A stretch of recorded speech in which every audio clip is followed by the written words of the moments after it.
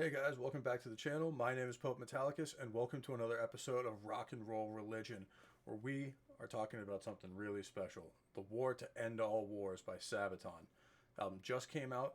This is a band I've seen 4 times live. I own all of their records except this one because I haven't had a chance to go get it yet. And it is an album I highly anticipated and was not disappointed by in the slightest.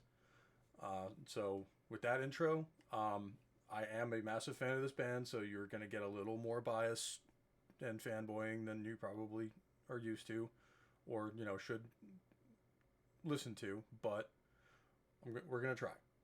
So with that being said, let's get into the tracks. Stormtroopers, first one. It's a very fast-paced, really slick intro with the epic chorus line and a really glorious vocal harmony. And it's an older and kind of faster style that Sabaton's been going back to over the years, and something I'm really happy they are because I really enjoy a lot of their earlier work. And they say it's faster and more aggressive, but it still has that great melodic content that made Sabaton what they are. Moving on into the second track, Dreadnought. It's a very slow, ominous build, which is pretty fitting for a song about battleships. With a real interesting kind of halting and stuttering drum beat going into it, which is kind of cool. It's got that loud, bombastic chorus, and it's a very fit. They really understood the subject matter here, which is something they're very good at, and we'll get into that more later. But they really drove home the point that these dreadnoughts, while countries spent decades building them and God knows how much money, and they ultimately sat there for 2 years, went out, shot at each other for one day, and then went back to their bases and did nothing the rest of the war. But anyway, that's that one done. They have a kind of cool harmonized part in the solo that is pretty interesting, I think.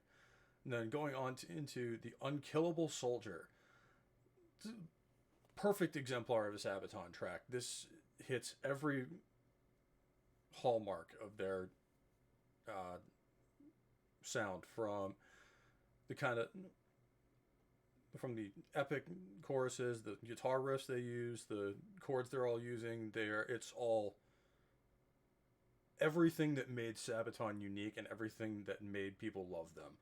So, if it ain't broke, don't fix it. Moving on into Soldier of Heaven. It's got a kind of a cool synth intro. This one is kind of a slower song. That kind of gradually builds to a crescendo, and a pretty interesting solo. And I really, really think you're gonna like it. Moving on into Hellfighters. This one's just a straight up kind of speed metal banger about the Harlem Hellfighters fighting in the Argonne Forest, which, if you don't know who they are, they're I believe a regiment of black soldiers that was one of the first of its kind in the U.S. Army, so that's pretty cool. And they did really well, too. They were, I think, the first Allied unit to reach the Rhine in World War I. Yes, that's happened twice now.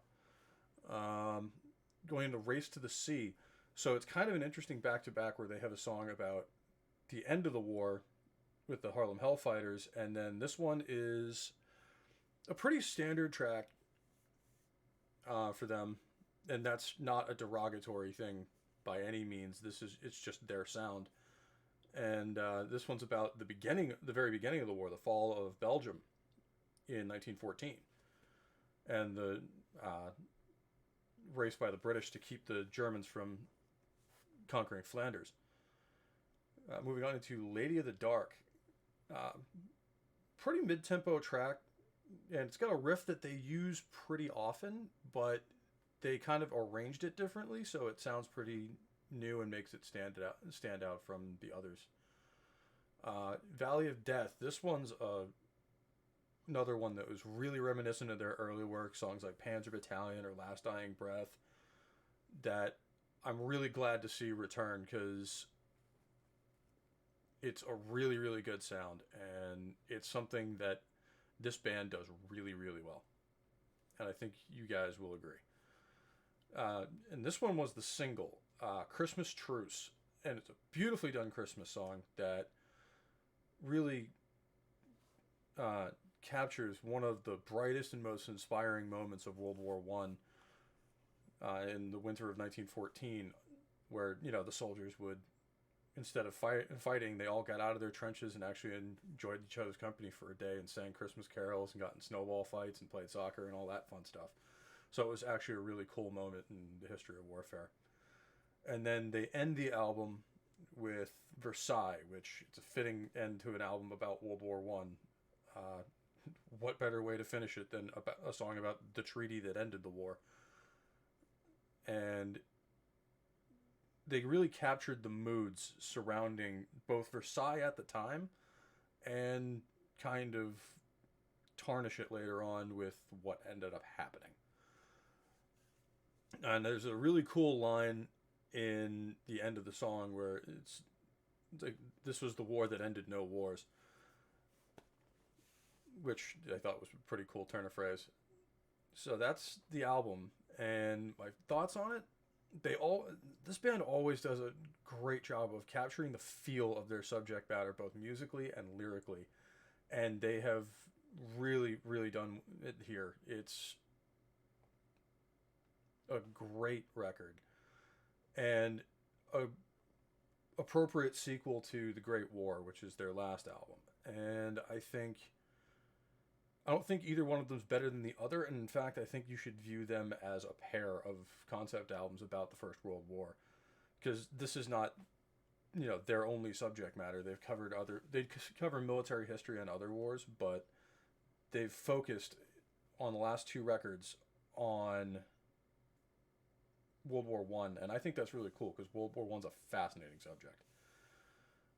So my rating, I would give it like a 9.2 or 9.3, and I think that neither one is better than the other, but I think The Great War is a little better, maybe, but they're both about a 9.2 or 9.3. Well worth a purchase. I'm certainly going to as soon as I can, and I hope you will too. All right, so that does it for this episode. Next, I believe we'll be covering Saxon's new album, Carpe Diem, which I hope you'll join me for. And with that, we are going to end this one. So stay healthy, stay safe. I love you all. Peace out.